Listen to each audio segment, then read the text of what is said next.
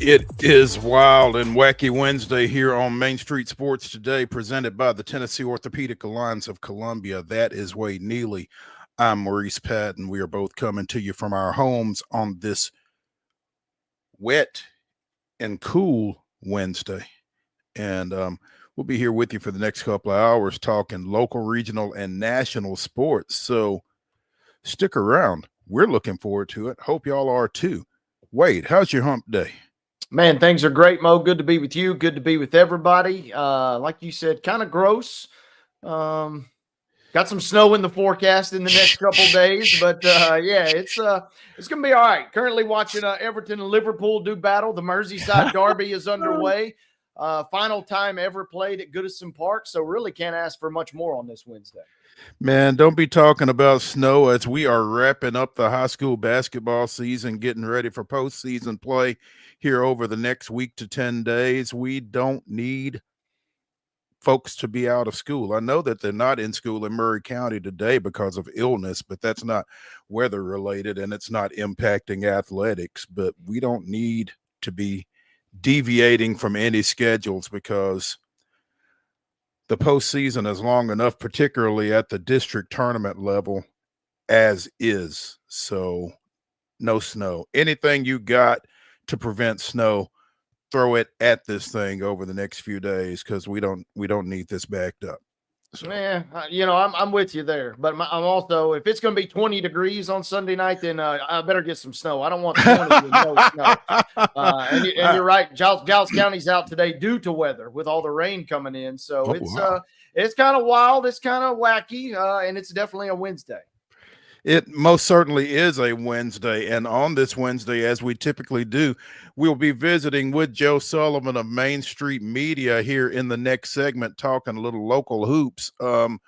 Local hoops kind of took it on the chin last night at the SEC level. We'll be talking about some other teams right around here close as well. But, yeah, things didn't go well for the two teams of most interest locally in last night's play. I'm sure we'll get into that with Joe in the next segment. In the next hour, we will visit with our favorite NBA analyst, recent Belmont University graduate Landon SECREST. He's going to help us sort everything out from the trade deadline and thereafter and get us ready for the All-Star game and take a look at what the Lakers are going to do after they rescinded their trade. So we're looking forward to speaking with Landon in the next hour. And again, Joe Sullivan in the next segment. We'll also be talking a little baseball. It's that time of year, those magic words, pitchers and catchers report.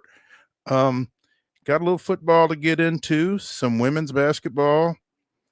And it is Wild and Wacky Wednesday, the final segment of the show. Wade and I will bring you the weirdest, wildest, and wackiest news from across the globe. And trust me when I tell you, it is wild, wacky, weird, as Mark threw in last week, wondrous. It is all of that and then some. So be sure and stick around for the final segment. We've got a lot of good stuff to get to there and between now and there. So, and it's yucky outside, but it's going to be fun in here for the next couple of hours. Stick around. Wade, shall we get into it? We've set it all up. Okay, let's get to yesterday's results and today's schedule on the rundown. This is the rundown.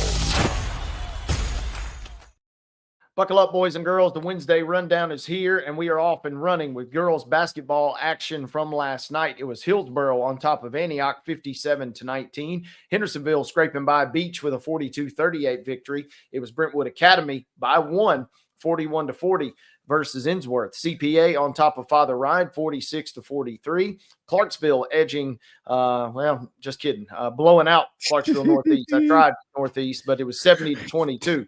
Hickman County with a 46-42 victory over Columbia. It was Cookeville on top of Smyrna, 58-19. Richland Wallops Culleoka, 55-20. Lady Raiders finished the regular season unbeaten in district play. DCA on top of Clarksville Academy, 50-45. Dixon County with a 50-42 win versus Kenwood. FC Boyd Senior Christian, 71. Pleasant View Christian 21. It was Murfreesboro Central Magnet defeating Giles County in overtime last night, 41-37. Valor Collegiate with a 60-17 win versus Glencliff. Good Pasture all over Friendship Christian, 48-18. Green Hill absolutely throttling Gallatin, 73-9. Santa Fe on top of Hampshire, 54-30. It was Harpeth Hall, 63. Pope John Paul II, 35. Henry County on top of Clarksville Northwest, 54-23. Houston County, 55. Hollow Rock Brewston, 38. Brentwood on top of Independence, 76-43. Pearl Cone, 72. Lead Academy, 31. Wilson Central takes care of Laverne, 58-37. Also, Lawson with a 50-20 win over Martin Luther King. Lebanon 61, Stewart's Creek 47.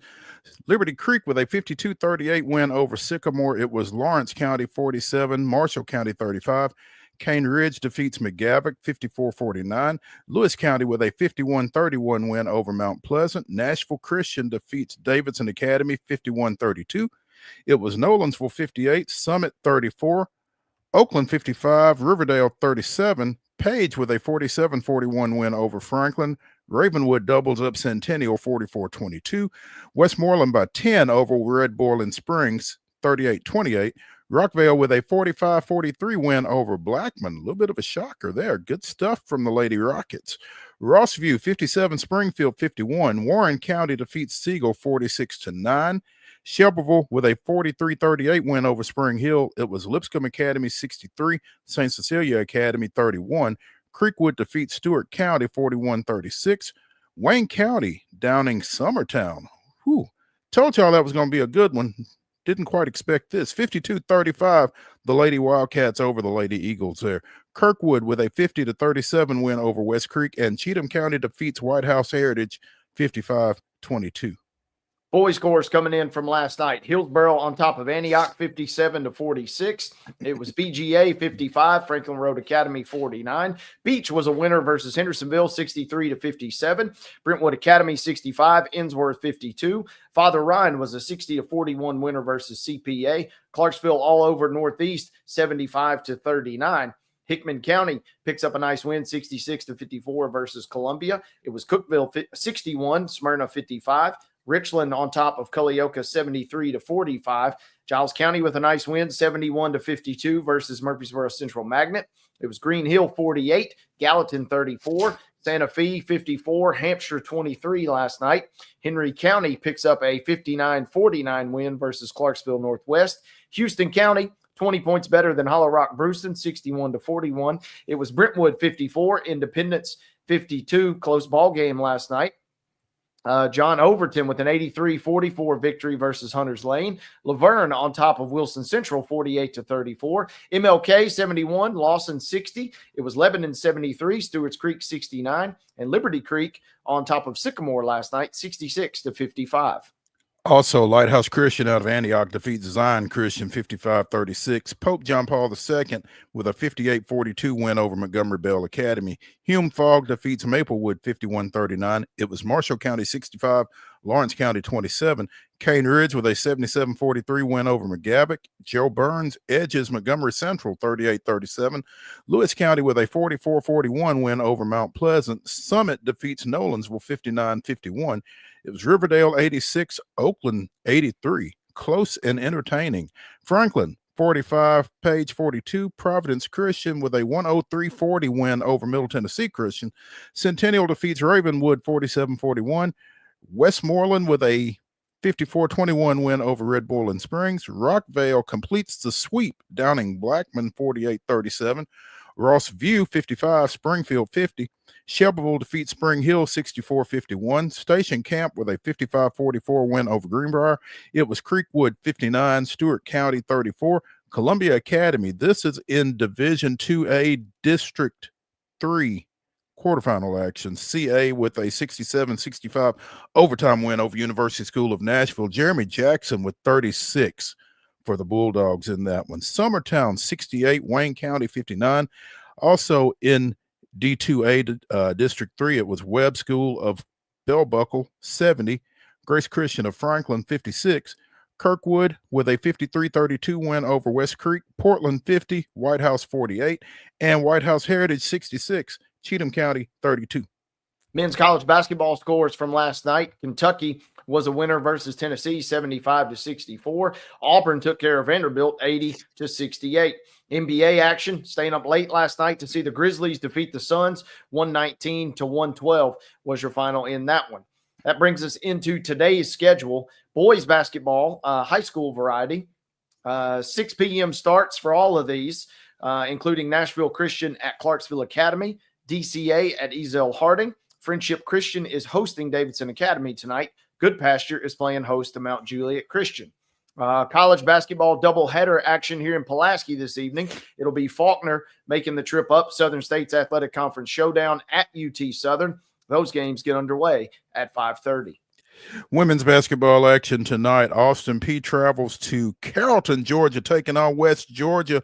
That's a 6 o'clock start. You can see it on ESPN Plus. At 7 on ESPN Plus, men's Missouri Valley Conference action. Belmont travels to Valparaiso. Athletes Unlimited basketball, they got things started at 10:30 this morning with a school field trip game as Team SECREST defeated Team Nurse 97-79. We'll talk more about that one later. At 7 o'clock tonight, you can see this one on ESPN, or you can trek down to Municipal Auditorium to see Team Bradford and Team Harris. Again, that's a 7 o'clock start on ESPN Plus. If you feel like staying up, 9:30 out on the coast, the Memphis Grizzlies are traveling to the LA Clippers. Again, that's a 9:30 tip. It'll be shown on FanDuel Sports. Ladies and gentlemen, that is your rundown.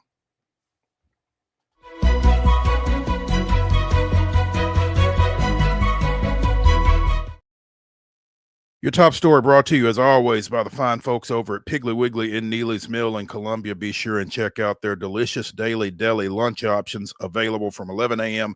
until 6 p.m. Also, their hand-cut meats, and everything is cost plus 10% at the cash register. Piggly Wiggly, Neely's Mill, Columbia, bringing you our top story. And as I mentioned,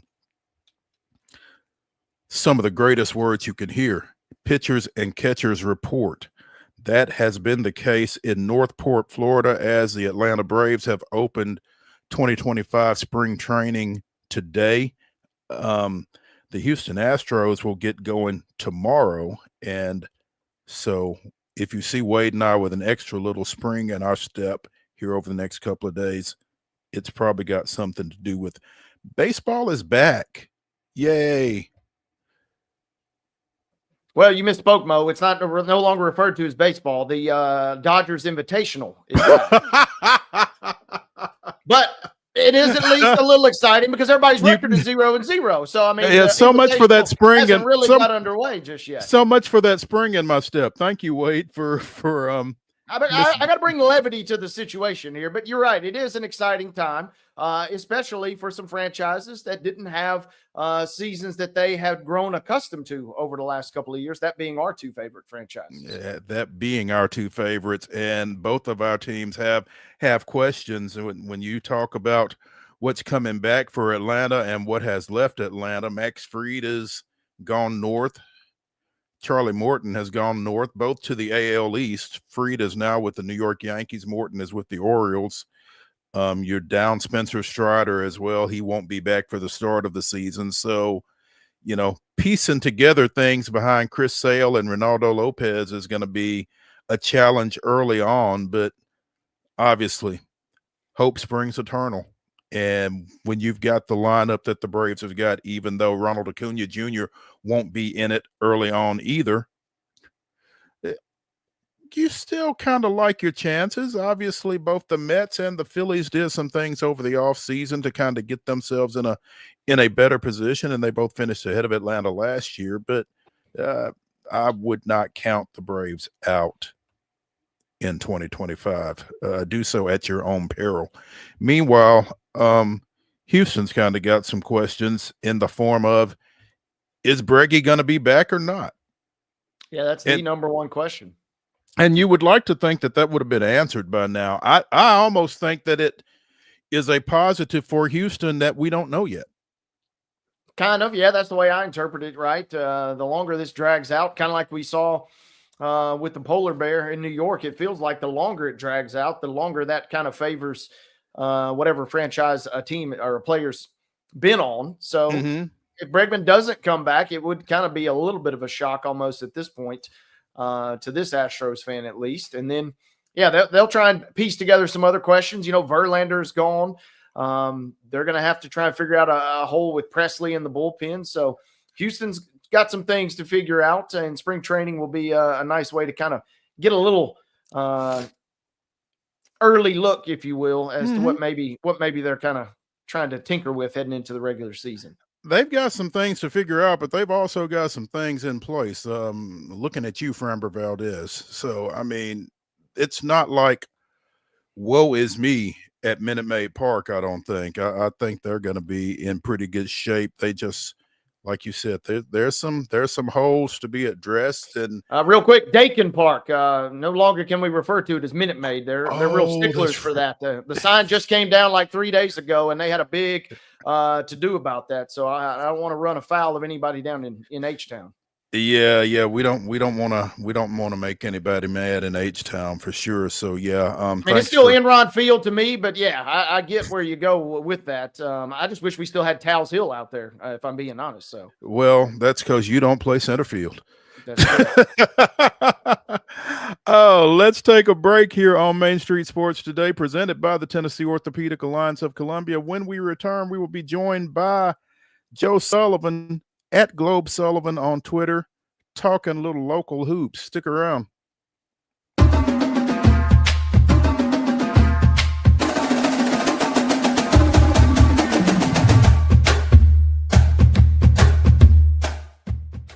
Whether you're an athlete or a weekend warrior, when it comes to your performance, don't settle for anything less than excellence.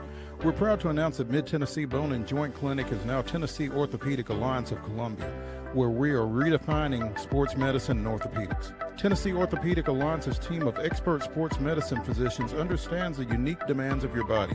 TOA Columbia specializes in personalized orthopedic care, offering state-of-the-art treatments for everything from sports injuries to joint replacements.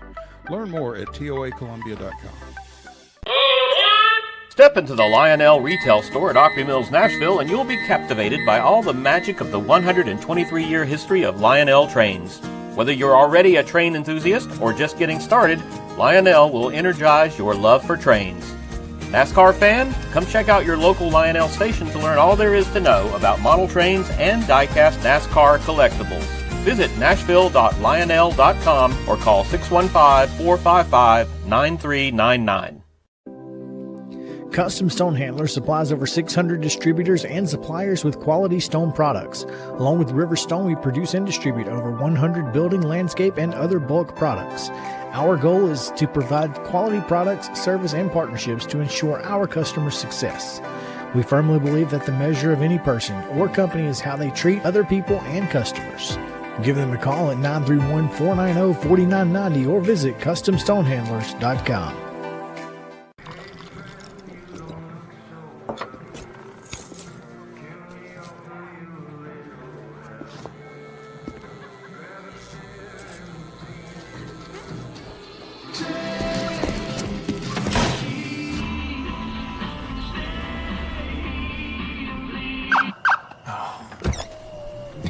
You're seeing the signs too, right? What signs? So Busy Bee is a very close-knit family. We fight just like every family does. We have arguments, but we always come out with a solution to the problems. We don't just fight about what we want, we fight about what customers need. We want to make sure that every customer we go to is more than satisfied. And that doesn't just start whenever we show up at their door, that starts when we show up every day at work. We want to make sure that we are serving our customers to the best of our ability.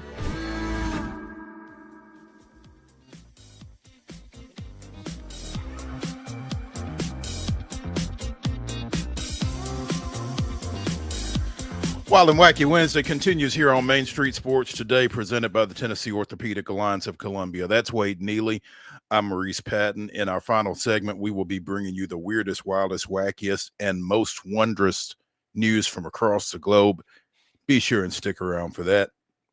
Right now, we're joined by Joe Sullivan of Main Street Media, talking a little local men's hoops. Joe, welcome to the show. Happy Wednesday. Thanks for having me, guys. Good to see you. Yes, Good sir. to see you as well, man. I tell you what, we're going to throw it to you. What's the biggest thing on your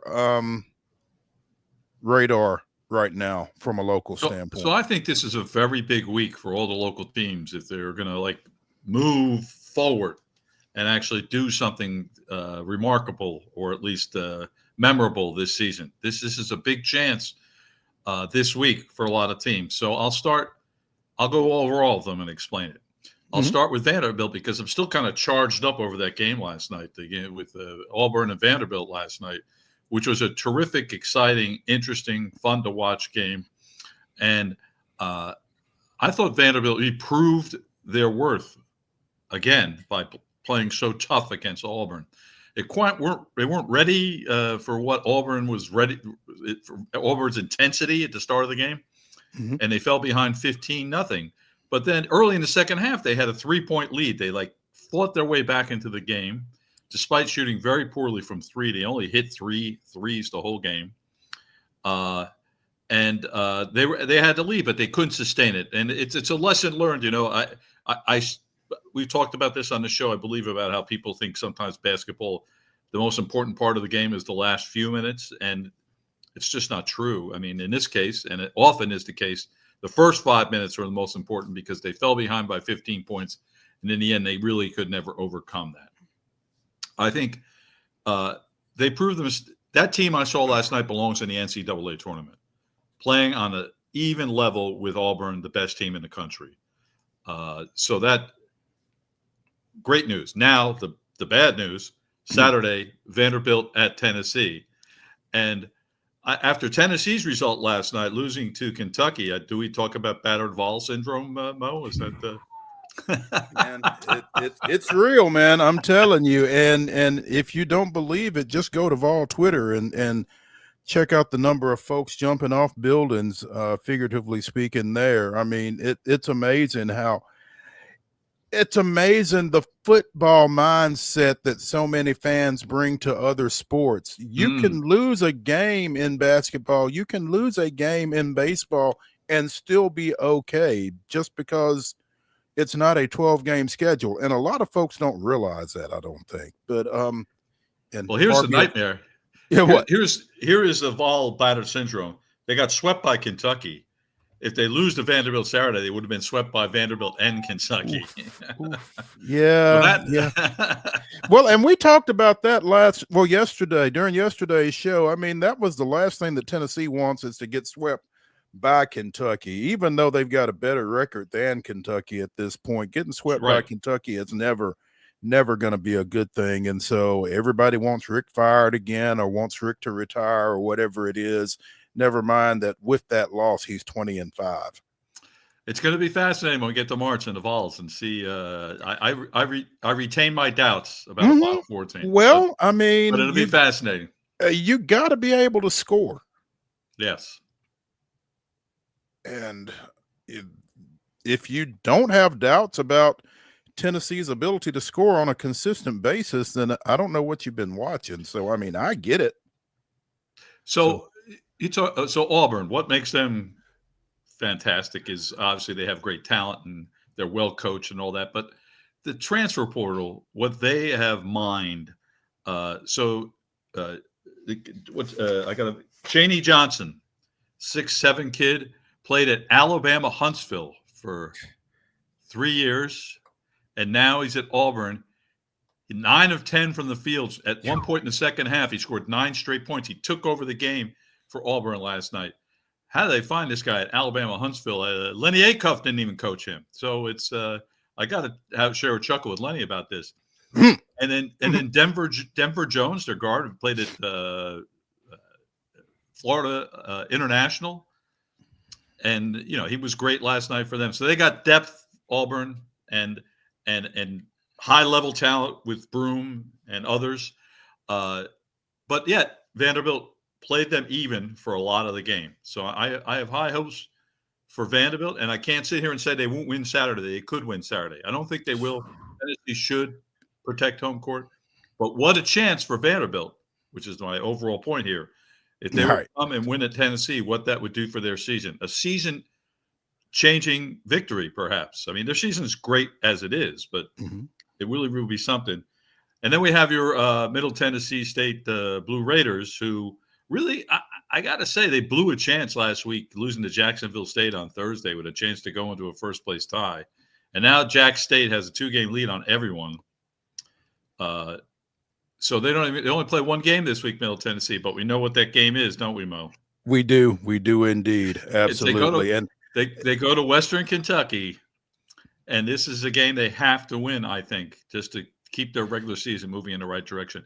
A loss here would just throws them back into the middle of the CUSA field. It's they have to win at Western Kentucky on Saturday. A huge game that can, again, alter their season, Yeah, you're right. I mean, and they beat Western down here a couple of weeks ago, and now to have to go up there and pick up a win, that Jack State loss, it's a tough one for a number of reasons. But as we spoke with Chip Walters yesterday, Jacksonville State has not lost a conference game at home, I don't believe. In fact, I don't think they've lost at home at all.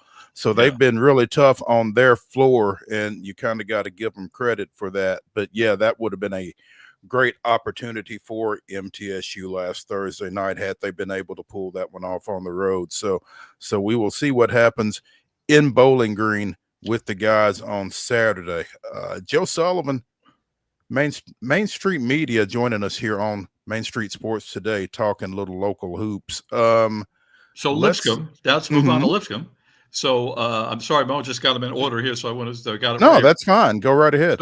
So Lipscomb, it's a very strange win over Queens last Saturday, where they were trailing at the half by 9 and then scored 61 second-half points to win going away. So here's what's happened to Lipscomb. Lenny Acuff now has 4 players that just play the whole game. Jacob Ignatovich, Will Pruitt, Joe Anderson, and Giassi Powell. They're going to play the whole game. Ignatovich played 39 minutes against Queens on last Saturday. So this is the team he has, and then he puts in some other people to play with those 4 guys. Still, they're in a 12-way tie for first place in the Atlantic Sun. All right, I'm joking. It's a 4-way tie. Okay. And might as well be. It really is, because there's other teams right behind the 4-way tie, including sneaky Eastern Kentucky, that could make things difficult. So it's wide open. So now they really have to protect home court this week. They cannot, despite their playing 4 guys at a time, they can't get beat Thursday against Stetson, which is near the bottom of the standings. But then Saturday, Florida Gulf Coast comes in, who's one of the teams tied with them for first place. A part of, first place is at stake on Saturday at Allen Arena, and Lipscomb needs to win that game. Now, Lipscomb, we talked about them, and I'm not sure I have the faith that this team is on an upward trajectory, especially now with Dylan Faulkner getting hurt with his ankle, and Grant Asselman, who replaced him in the starting lineup, has now been out indefinitely with an illness. So he's basically playing 6-7 guys, and Lenny likes to play 10 easily, and he just isn't able to anymore. And then we have Tennessee State, which I have a new favorite player. Can I make that official announcement on the show? Please do. So Aaron Nkrumah for Tennessee State is my new favorite player. This is the kid who played Division III last year at Worcester State in Massachusetts. Came here, and he ends up being Tennessee State's point guard. And we talked about it last week, how many assists he's had. So he has just been stuffing the stat sheet. He's not a great shooter, but he will score double figures. He's going to have assists. He's going to have rebounds. He's going to have steals. He's a terrific defender. I have really gotten on board with his game. I really like him. And meanwhile, Tennessee State defends home court, wins both their home games last week, and turns around now. They're almost 500. They're 12-13. They're 8-6 in the Ohio Valley, and now they go on the road. And they have Eastern Illinois Thursday night, winnable game. Mm-hmm. and then Saturday at SEMO, Southeastern Missouri, who was one of the teams tied for first in the Ohio Valley. So and they lost to SEMO in double overtime at home. So they can do it. The development of Nkrumah and, Penny has said that we are the most physical, athletic team in the Ohio Valley. They want to impose their will and get to the foul line. They want to get like 35 foul shots a game because they're so much bigger and stronger than everyone. And that's been a successful formula recently. As I said, they've won 6 out of 7. So Tennessee State has surprised me with their resurgence, and let's see how they do on the road this weekend. And You finally, feel we have like, go ahead. hang on just a second. You kind of feel like this is going to be TSU's time of year, Joe, just from the standpoint that they did have to bring in so many guys over the offseason to replenish that roster. They only had one holdover from last season, and that time to gel and everything may be now paying off for them. I know Penny feels that way, that he felt that they had some injuries that set them back earlier in the season where people missed games, and now most everyone's here. They're still missing a kid, London, who was out for the season, Khalil London, who was transferred from Charleston. He tore his ACL, but he'll supposed to be back next year. But they're coming around. There's no question. They're at least everything in its place. It's in the Ohio Valley Conference that they're coming around. And sure. This isn't a team that's going to advance to the Sweet 16. That's not what I'm saying, folks. And but I think they keep playing well. They could win the Ohio Valley Conference tournament, which would be very exciting, I think. And then we'll see what happens in the NCAA tournament. Okay. Belmont is our last team we should address here, Bill. Mm-hmm. And they go on the road this week. So they're 17-8, 9-5. They're pretty safely 2-game lead in 4th place to get that last bye for the conference tournament. They can't afford to stumble. They got to keep moving forward. So they are at Valparaiso tonight. I'm sorry. Tonight. Mm-hmm. And then they're at Southern Illinois on Saturday. Both these teams they've already beaten in Nashville. Both games were close. Could have gone either way. So it's tenuous. But Belmont is 7-3 on the road this year. They have a great road record. And so all these teams I think have important games that really could affect how the season is going to fade. So it's an important week. Joe, as you kind of go through all those teams, which team in your mind needs to finish their last 5 or 6 regular season games to give them some extra mojo going into whatever the postseason looks like for those guys? Which team is in dire need of a good finish in your mind? Well, I think Lipscomb is the one I would think of because we had such high hopes for them before the season. And they would need to show me that they're still that team of that still have that potential.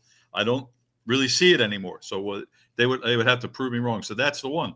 But of course, I know you only told me to pick one, but I'm just going to say, Vanderbilt moving toward an NCAA bid. I'd love to see them get a few more wins too. It feels like unless Vanderbilt just absolutely falls apart, they're at least on the trajectory still to get that bid that they're looking for. Yeah, they're not. I think last time I checked, Joe Lunardi of ESPN had them as one of the last 4 buys. They're not even in the first 4, so that's a really good spot to be. And they'll be a double-figure seed though, and 9 or 10. 9 single, I know is a single digit, but 10 or 9, I'll phrase it that way. Of course, once you become, you're in the 8-9 game, which is always a toss-up, but then you have to come out and play a number 1 seed. So I've always felt that if you really want to be a 7 or a 10. To avoid that second round matchup against the top seed. Yeah, I've almost felt like you want to be. I kind of feel like maybe an 11 is the sweet spot. I mean, everybody gets caught up in getting a high seed, but what you don't realize is you want to put yourself in the best position to advance. And like you said, if it comes down to a 9 or an 11, I'd rather be an 11. Yeah. Now some 11s play in the first 4. But it's not the worst thing. It's not the worst thing, and a lot of times playing in that first 4 kind of gives you an opportunity to kind of knock a little rust off, kind of get settled into the tournament atmosphere and that kind of thing. You've seen 11s that win 3 games in a weekend. So yeah, and we've seen people come out of the first 4 and go to the final 4. So it's and once again, I will be there. By the way, I love the first 4. I'm driving up to Dayton and going to take both nights in. Just a tremendous. The people of Dayton are the best college basketball fans in America, as far as I'm concerned. And they kind of go regardless of who shows up, don't they, Joe? Absolutely. They are there. The place is sold out. And hey, look, the University of Dayton games were all sold out when they play. And they've been a disappointment to a lot of Dayton fans. But the people still come. I was up there recently. I went up to see my alma mater, St. Joe's, play at Dayton in January. And the place was sold out.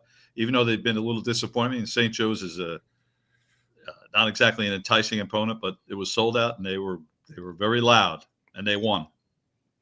Joe, you mentioned not necessarily St. Joe's, but what do we make of St. John's at the moment, who can kind of sneakily stacking wins, and they eerily look very similar to Tennessee, maybe Tennessee light almost in that sense, the way they approach. Oh, that's a very good comparison, Wade. I really agree with you. Yeah, they are a great defensive team in the mode of Tennessee. It's remarkable sometimes to have them see how well they play defense. And even worse than Tennessee, perhaps, they have offensive problems. Rick's given up trying to play the three-point game. They're playing inside the arc and playing good defense. That's their philosophy. And you know what's amazing? Time goes by.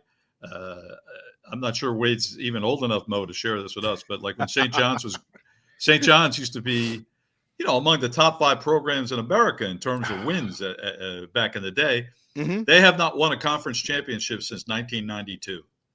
And it's think how much time has passed since they've been great, and they're now in a very good spot to win the Big East regular season. And it was a remarkable turnaround by Rick Pitino, and he did it in 2 seasons. He had a decent year last year. They were certainly a bubble team, but he didn't like the roster, and he made other adjustments, and it's paid off. They got a 2-game lead right now, and you got to keep going down the standings before you see UConn there at 9-4. I was almost hoping Friday night that Rick would stroll to the podium and say that he is the best coach in the sport after they got that road win at UConn. The Big East is fun again, and them and Creighton, I think, are getting ready to tangle at some point. So UConn beat Creighton last night. Wait, did you see what our bad boy did? I missed that one. I can only imagine, though. Yeah, so as he's leaving the court, he was being taunted, but he holds up 2 fingers, goes, two rings, and then like waves goodbye to the Creighton fans. That's about all you got at that point.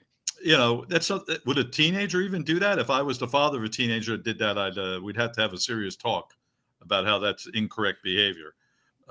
So it's just this guy, people make excuses for him, and it needs to stop. It's disgraceful. Clearly there's nobody on that campus willing to have that conversation with him. Yeah, I think you're right. It's this is where the AD has to be in charge. I don't care how many national championships the guys won. There's a way to behave, and that's not it. And that's not it. I mean, it's tough to watch. It's tough. I don't know how some people get away with that type behavior. Winning really lets you get away with a lot. I guess. Real quick, St. John's and Creighton is Sunday, 3:00. So no Super Bowl. Yeah, that's a primetime spot on Sunday. That'll be a fun one. Really will be. Joe, Wade needs a little Big Ten love for his Wolverines. Big win last night against Purdue as well. I don't need love. They got the win. The results bore themselves out. They went from getting pummeled by 27 to Purdue. Now, granted, they had to hang on for dear life, but they got the win last night. First top 10 win in Dusty May's era, and it's only his first season. They were last in the Big Ten this time last year. And Michigan State cooperates and loses to also let you take over first place, right? Little brother taking a loss never hurts, but especially when it comes into the standings. It was great scrolling through Bluesky last night, looking at kind of some of the messages from the Michigan State fans, wondering, they were tweeting the national writers, hey, if this happens and this happens, where do we sit? And then they go out and lose. That didn't happen. It was a great situation last night, and Michigan gets them next week. That'll be a fun matchup. So Michigan coach Dusty May, for those who don't know, listening to us, went to school at Indiana, was a student manager there under Bob Knight. He's hot on the list. And Indiana's looking for a new coach. And his press conference after Michigan beat Indiana on over the weekend, he didn't say he was willing to leave Michigan, but he didn't say he wasn't willing to go to Indiana. Did I get that phrasing right? That's pretty accurate. He didn't say he was willing to leave, but he didn't say he was going to stay either, right? So yeah. So does that make you nervous, Wade? I mean, it would stink to lose him, obviously. The good news is, if he does bounce after the year, whoever they potentially go after, it's a much more desirable situation than what he was coming in from last place at the tail end of the Juwan Howard era. So it's at least a little more sellable. And Michigan's kind of started to loosen the purse strings for the first time in terms of NIL. So maybe a chance to kind of reshape their program a little bit. I don't know what it looks like when a guy of that stature at that level leaves after 1 year. Just from a recruiting standpoint, from a belief standpoint, how can I trust this guy? I mean, you just say, you spin it right. It's my dream job. I would not have left for any other job except Indiana. That's the only salvageable way to sell that, right? Yeah. I mean, we saw it here a few years back with football at a certain school a little bit east of here. So I mean, it happens, but it just feels like to me that would be tough. It almost feels like to me, if I'm Indiana administration, I would be a little wary of that. But I guess all you're looking at in that situation is getting your guy. So, and it'd be tough to turn Dusty May down. So they've been so bad, they'll take anybody. It feels like anybody with a pulse. It's just unfortunate it didn't work. It's unfortunate that it didn't work out with Mike Woodson, but it didn't work out with Mike Woodson. So it'll be interesting. And remember, Kelvin Sampson was there for 2 seasons, and now he had to leave because of NCAA violations that now are laughable. Yeah, right. Mm-hmm. And look what he has done at Houston. He brought Houston back from the dead, and they're seems like they're a national championship contender annually. He's done a heck of a job. So I mean, Indiana has kind of had the right guys. They just not gotten the right results on or off the court, I guess. But it's still, a dream job probably for a lot of folks, as Wade put it. So we'll bear watching as the Big Ten unfolds. Joe Sullivan, where are you going this week? So I'm going to be on the Lipscomb bandwagon, but everyone else is away. So it's me and the Bisons this weekend, Thursday and Saturday. You could roll up to Bowling Green. I went earlier this year with Lipscomb, and they played there on a Sunday afternoon, and I thought it was a really important game for them, and they did not win. That's one of the disappointments of their season. But I love that. I hope you don't get angry at saying I really like that arena. No, a lot of character in that arena, and I went over and saw the little honoree for Jim McDaniel, where they have his uniform and all that. And, what a great player he was. They went to the Final Four back in the 60s with him. And so I thought that's a cool place. That's a great lot of history in that program. If it weren't for my MTSU ties and allegiances, I could probably find some for them, but I certainly respect their program. I just don't like them because they're Western and we're middle. So it is what it is. But Joe Sullivan of Main Street Media joining us here, as he does pretty much every Wednesday, talking local hoops. Joe, we appreciate your insight and your hard work keeping up with all these programs, and look forward to speaking with you next week. Thanks a lot, guys. Awesome. Thank you, Joe. When we continue here on Wild and Wacky Wednesday on Main Street Sports Today, let's talk a little football. There's a couple of moves that have taken place here over the last day or so in the coaching ranks that bear discussing. So we will. Stay tuned.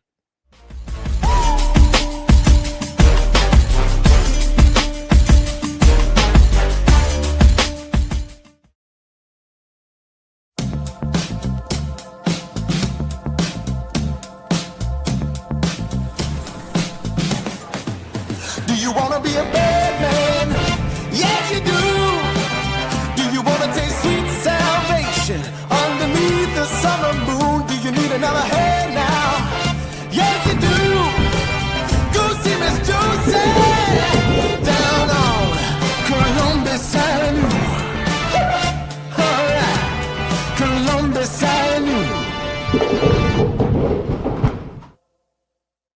At Delta Dental of Tennessee, we know our success begins and ends with providing superior quality service, and that includes serving those who need it most.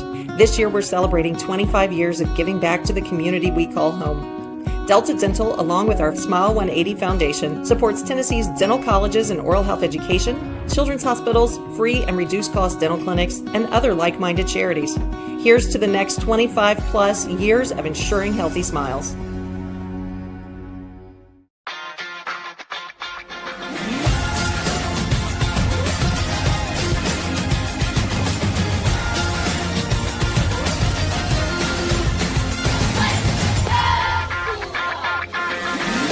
Whether you're an athlete or a weekend warrior, when it comes to your performance, don't settle for anything less than excellence. We're proud to announce that Mid-Tennessee Bone and Joint Clinic is now Tennessee Orthopedic Alliance of Columbia, where we are redefining sports medicine and orthopedics. Tennessee Orthopedic Alliance's team of expert sports medicine physicians understands the unique demands of your body. TOA Columbia specializes in personalized orthopedic care, offering state-of-the-art treatments for everything from sports injuries to joint replacements. Learn more at toacolumbia.com. So, you want to be a part of the Busy Bee team, huh? Well, how do you see yourself fitting into the organization? Oh, I get it. You want to be a weather bee.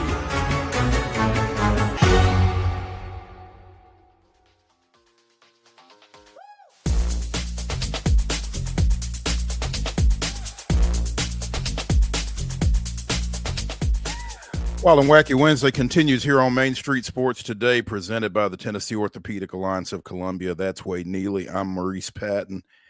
Bobby Slowick has a new gig. He has joined Mike McDaniels' staff down at Miami as senior passing game coordinator. So, bouncing back after having been dismissed as OC with the Texans after their AFC South championship, their playoff win, and then their loss in the divisional round. But Slowick's taken his talents to South Beach. Interesting.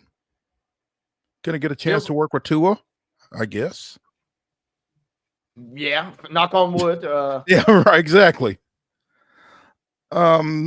Slowick and McDaniel were together with the 49ers under Kyle Shanahan.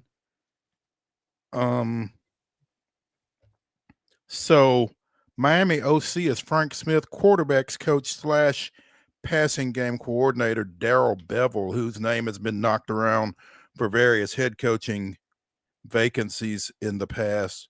So how does that work? If Bevel is quarterbacks coach and pass game coordinator, and Slowick is senior pass game coordinator, who is? I'm fascinated by the hierarchies with all these titles and that kind of thing. How does that work? Yeah, it's going to be an interesting question, right? I think the main thing is if you're Miami, two things. Number one, if you can keep Tua healthy, and number two, if you can keep Tyreek Hill happy / on your team, that will be your biggest concerns. The rest has seemingly fallen into place almost organically. And if you're Miami, though, if those two things end up holding serve and being true, you're adding a guy with offensive coordinator experience, a guy who was really coveted this time last year. Right. So no matter where he is on your pecking order, that feels like a good get for the Dolphins if, and that's the big if, obviously, is if you can keep those two other guys healthy and happy. Which of those do you expect to be harder? Well, again, knock on wood, but it feels like Tua is going to be okay until training camp and the team start actually, running into each other. It feels like, keep him in bubble wrap until then, and he should be okay. But you got a lot of questions. There were trade rumors about Reek as recently as a couple days ago. Still not sure where that sits. There's always a threat that he could just throw his arms up and say, I'm out of here. So you're definitely more concerned about him and the happy factor. You'll worry about Tua and the health factor once the season actually gets underway. Because if the season is underway, you kind of know what you got. But they got the more question marks with Reek at the moment. Interesting sidelight. Speaking of Reek, there's an article here on CBS Sports. Dolphins Tyreek Hill says he regrets season-ending comments, reiterates desire to remain with Miami. Hill was apparently speaking out of frustration.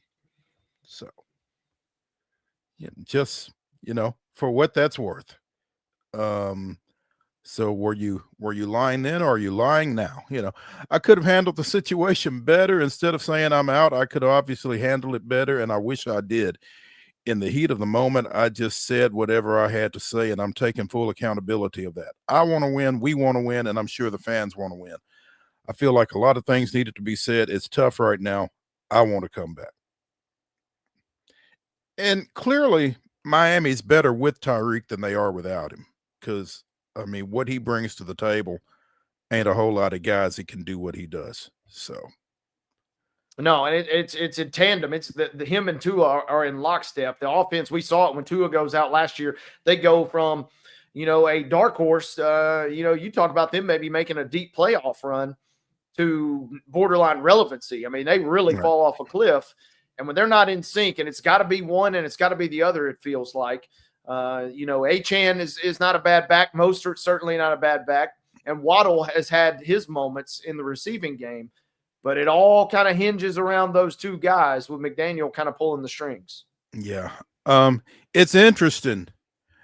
Tyreek Hill's agent is Drew Rosenhaus, who was also Terrell Owens's agent and Antonio Brown's agent.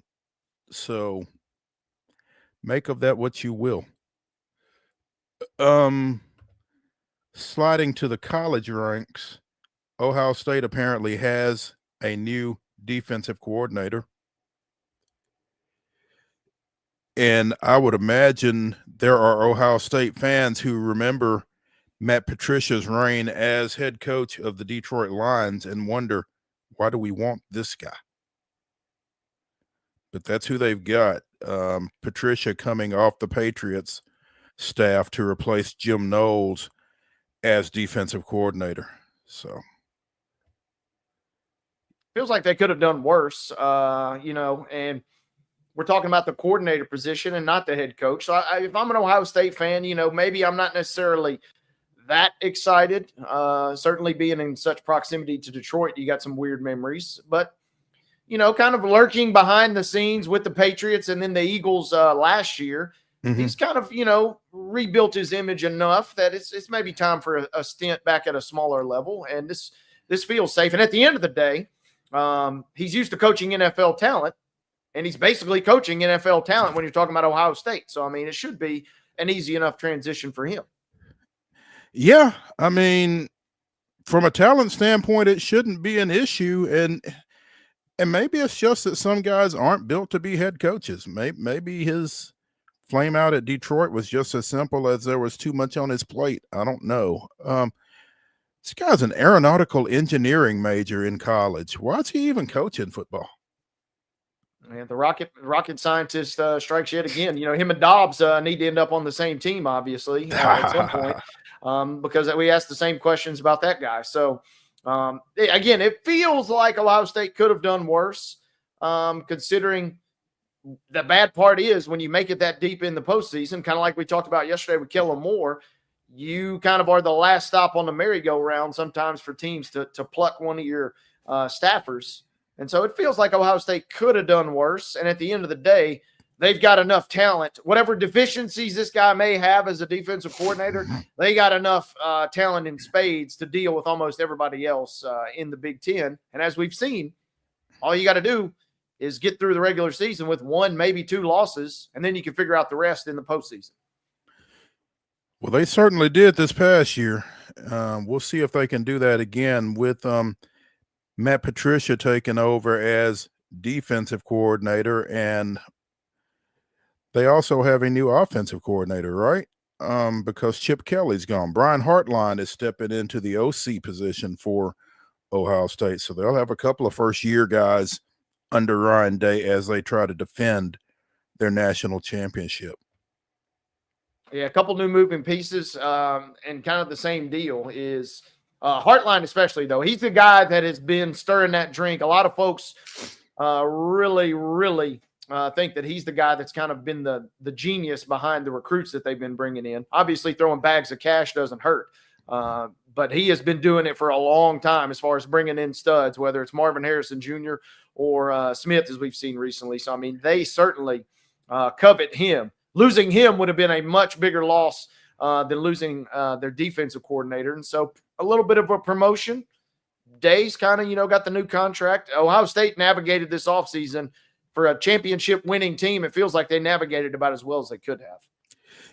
They throw a lot of cash at a lot of guys, but they seem to throw it at the right guys too. And there's something to be said for that. They land the studs, baby. Spend it well. Does Travis Kelce go out on Sunday's loss? I don't think so. I don't think so either. But apparently there is, some question as to whether or not he's going to come back for 2025.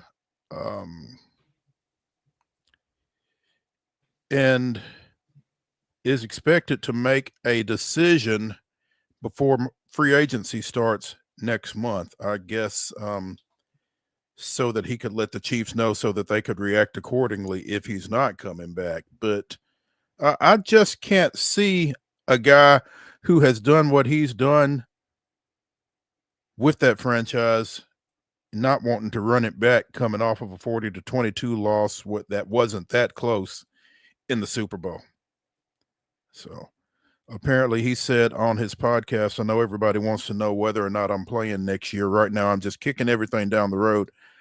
I'm kicking every can that I can down the road. I'm not making any crazy decisions, but right now the biggest thing is just being there for my teammates and being there for my coaches, understanding that there's a lot that goes into this thing.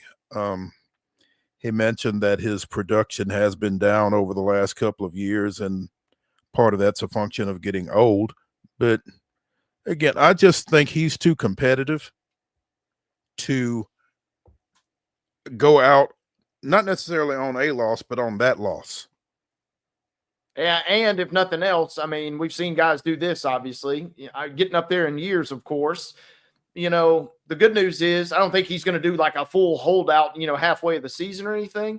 Mm-hmm. But you can pretty much bank on the Chiefs at least making the playoffs. And we've seen them 2 years ago go on the road and win games to get to the Super Bowl. So you pretty much are stepping back into a cushy situation if that's the route you decide to go to. Maybe you show up a little late to camp. Maybe, you work yourself back in and you find your stride in the middle of the season. He only had 2 games this year, Mo, where he had double-digit receptions, and he was really limited in the playoffs with just 13 total grabs, only 18 targets in 3 playoff games. So maybe, show up a little later, kind of use your well-deserved cachet and, step right into that sweet spot when the Chiefs need you most. It's going to be interesting to keep an eye on what his availability is, if it is at all, for 2025 with Kansas City. So it'll certainly bear watching. Our number 1 here on Wild and Wacky Wednesday on Main Street Sports Today is in the books. When we return for our number 2, let's jump into the grab bag and see what we can find. Stay tuned on Main Street Sports Today, presented by the Tennessee Orthopedic Alliance of Columbia. We'll be right back.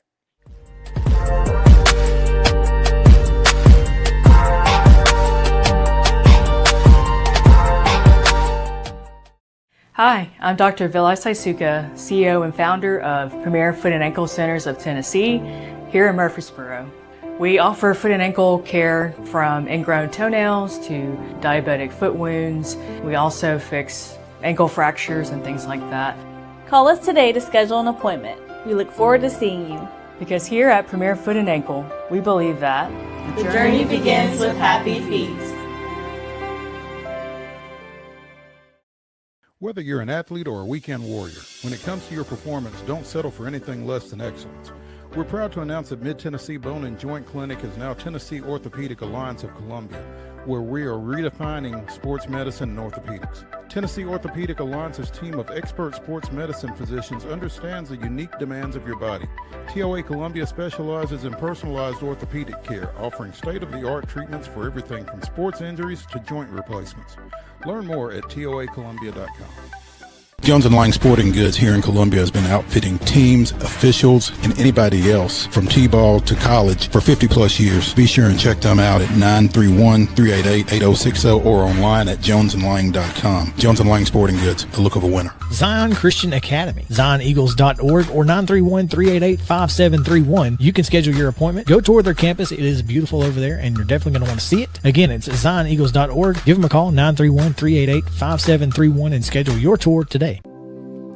Custom Stone Handler supplies over 600 distributors and suppliers with quality stone products. Along with River Stone, we produce and distribute over 100 building, landscape, and other bulk products. Our goal is to provide quality products, service, and partnerships to ensure our customers' success. We firmly believe that the measure of any person or company is how they treat other people and customers. Give them a call at 931-490-4990 or visit CustomStonehandlers.com. Piggly Wiggly, located in Neely's Mill Shopping Center, is Columbia's locally owned and operated Cost Plus 10 grocery store dedicated to serving the community with low prices and smiling faces. Piggly Wiggly offers fresh, hand-cut meats daily as well as daily hot plate lunches from their deli counter. You're certain to see smiling faces and a helping hand when you're here at Piggly Wiggly. Come by and check out our fresh produce, high-quality meats, and more. Down home, down the street, we'll see you at the Pig.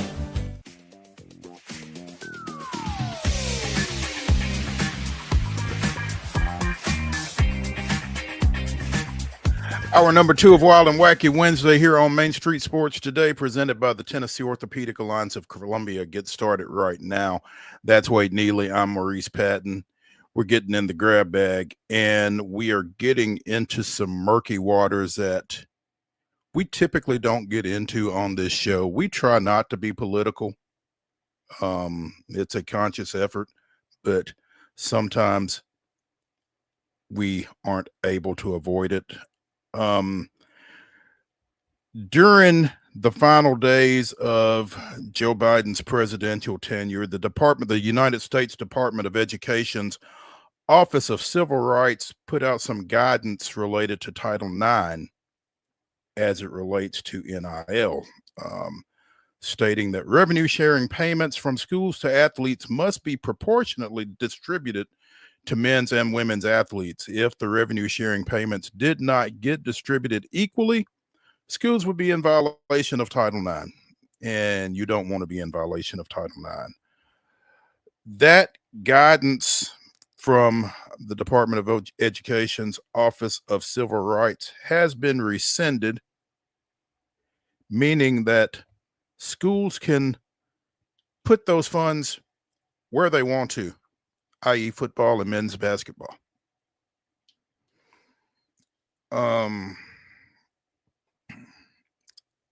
That can't be good across the board, I don't think. Can it, Wade? It's not good in terms of equality. That is for sure. Business leaders at schools might tell you they know how to best spend the money. But in terms of, giving everybody a fair shot, giving everybody equal rights and just rights, no, it doesn't seem good. No. Yeah.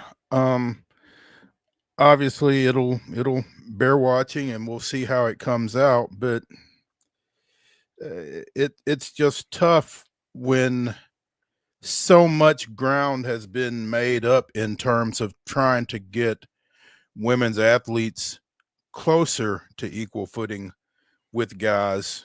And obviously it's been a fight, but to suffer a setback like that when there's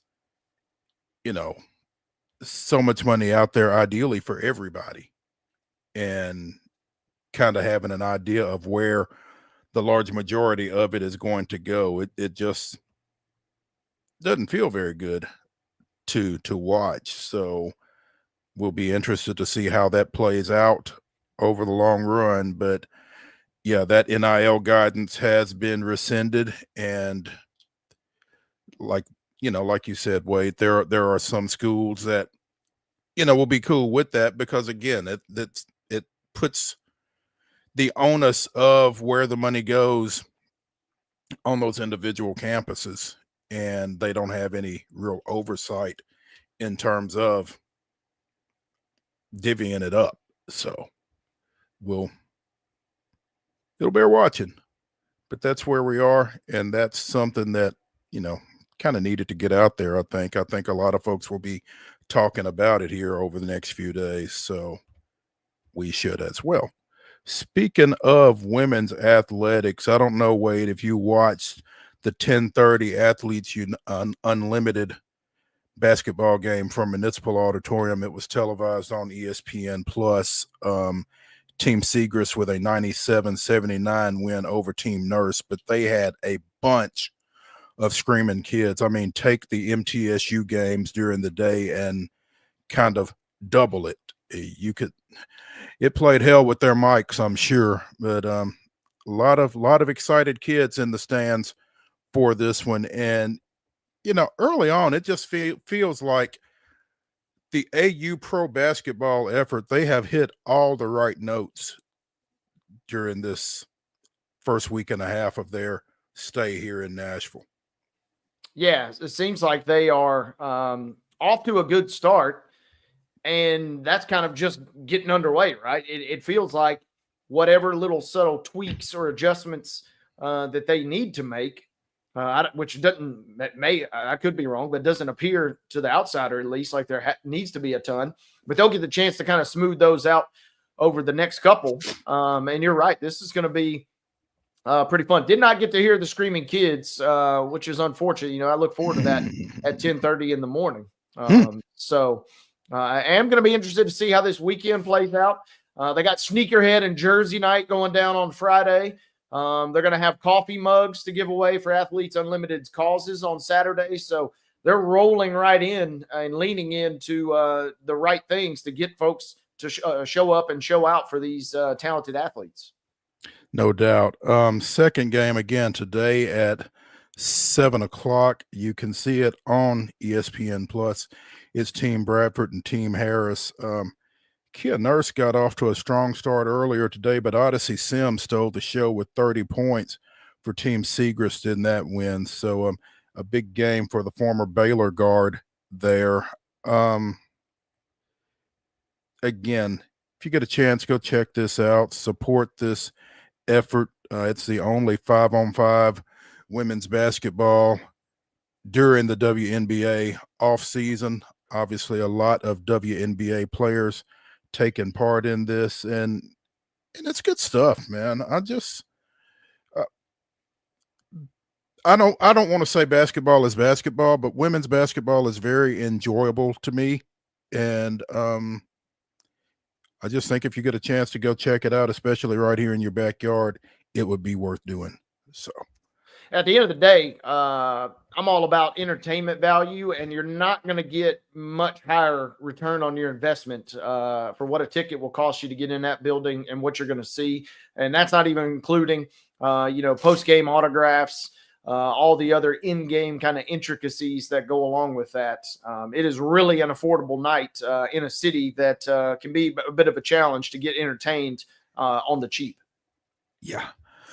Speaking of women's basketball, the Indiana Fever doing what it can or what they can, whether Fever is singular or plural, to put some talent and experience around rising second-year superstar Caitlin Clark, signing DeWanna Bonner as a free agent here recently. Bonner been in the league for a pretty good while, has had some success in the league, former University of Florida standout, and said she's coming to Indiana because she wants to win another championship in the WNBA. So certainly feels like they are on their way to that. She won 2 out at Phoenix, joining a team that, in addition to Caitlin Clark, obviously has Aaliyah Boston and has Kelsey Mitchell, and so they've got the goods, as Wade likes to say. in a Eastern division that is in flux, it feels like, despite the New York Liberty being your defending champion and being in that division. But, they've kind of had some moves. The Connecticut Sun has certainly had some moves. That's where Bonner is coming from. So maybe the Fever can move up and get into a spot where they can do some damage here in Clark's second season. Absolutely. And they got Lexi Hull, but they also picked up Sophie Cunningham this offseason coming over from Phoenix. So, I mean, they're kind of loading up, and Vegas is treating them accordingly. They have the fourth best odds of any team to win the league, trailing the Liberty, trailing the Aces, and trailing the Lynx. So that's good company to be in. And after the Fever, it really falls off a cliff. So at least if you're believing the bookies, we kind of already have our four best teams. Obviously, it will not play out this way. But they're getting some love from the Sharps. Well, those folks tend to know what they're talking about, and so the Fever folks are going to be keeping their eye on the Fever anyway. But now, from a competitive standpoint, they'll bear watching as well. More free agency news. The active saves leader in Major League Baseball will be looking for more with a team that I'm not sure how many opportunities he's going to have to get saves, but Kenley Jansen has signed with the Los Angeles Angels, a 1-year, $10 million deal. And it's interesting because, again, the Angels haven't been great. He's leaving the Red Sox to join them, and former Tennessee reliever Ben Joyce was probably in line for that closer's role until the Angels signed Jansen. So I guess Joyce falls back into the 8th with Jansen coming in to take over the 9th. Again, I don't know how many save opportunities the Angels are going to provide him with to kind of pad that active saves number that he's got. 25 plus in 12 straight years, 4 years with 40 plus saves, career save percentage of 88.2, and got a few of those with the Braves a few years back. So, wish him well. And obviously he was with Atlanta when Ron Washington and Eric Young were with Atlanta, and there's probably a little bit of a comfort level there from that standpoint. So maybe he can help out a young team that's looking to move up in the AL West.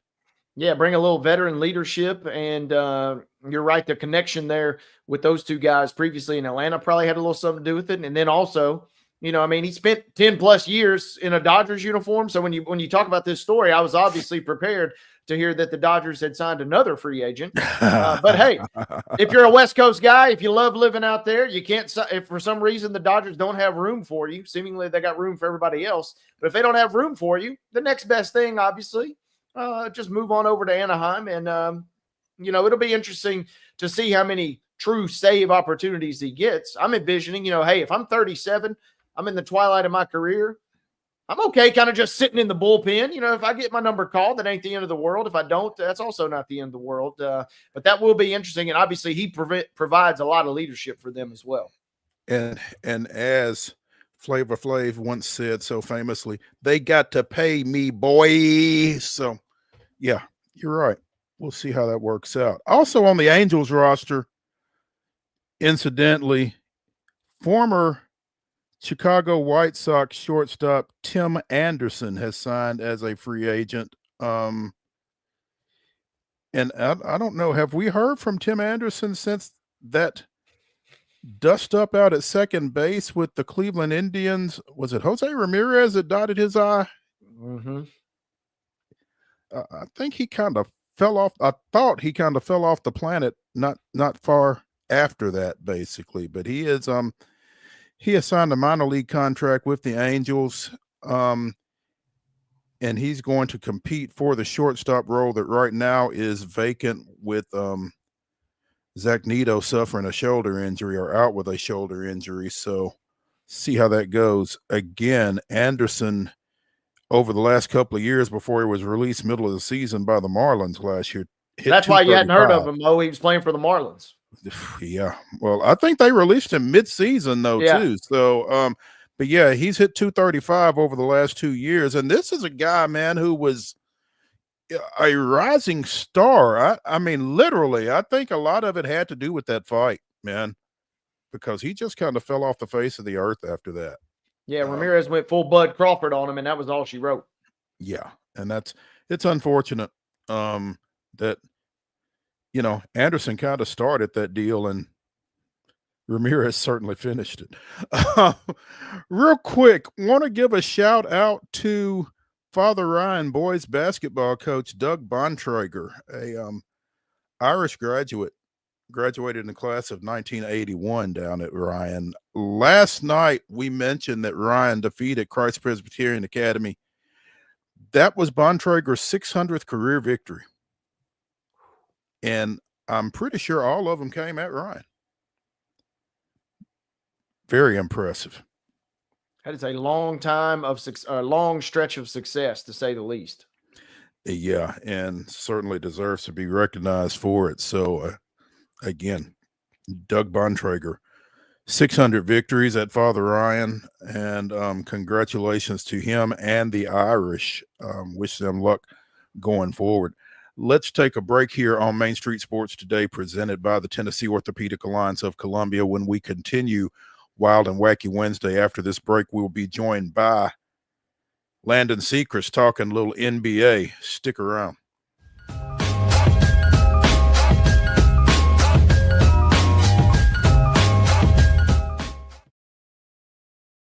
Hi, I'm Riley, a certified physician associate here at Premier Foot and Ankle Centers of Tennessee. We have a couple locations, Murfreesboro, McMinnville, as well as Franklin. We treat people of all ages. We're excited to get you back on your feet and hope we can help you today. Call us today to schedule an appointment. We look forward to seeing you. Because here at Premier Foot and Ankle, we believe that The journey begins with happy feet.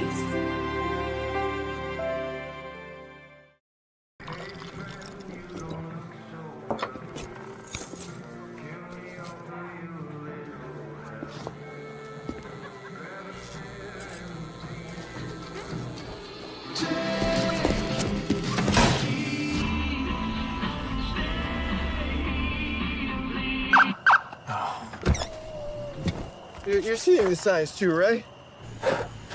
What signs?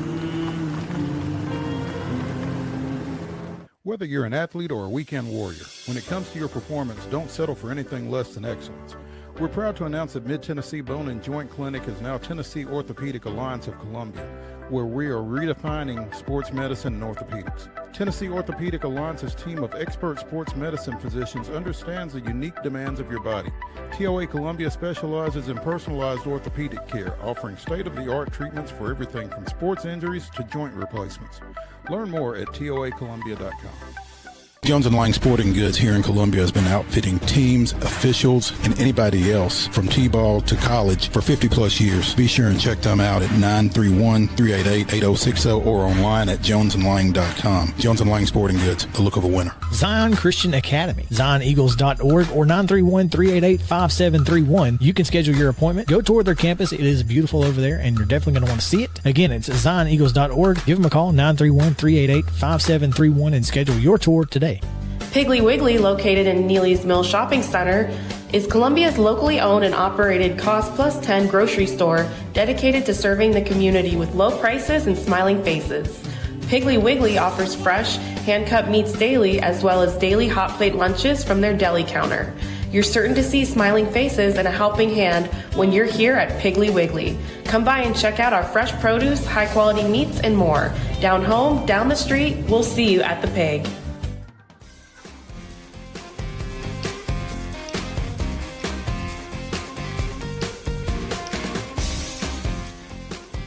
Wednesday continues here on Main Street Sports Today, presented by the Tennessee Orthopedic Alliance of Columbia. In our final segment, Wade and I will be bringing you the weirdest, wildest, wackiest, and most wondrous news from across the globe.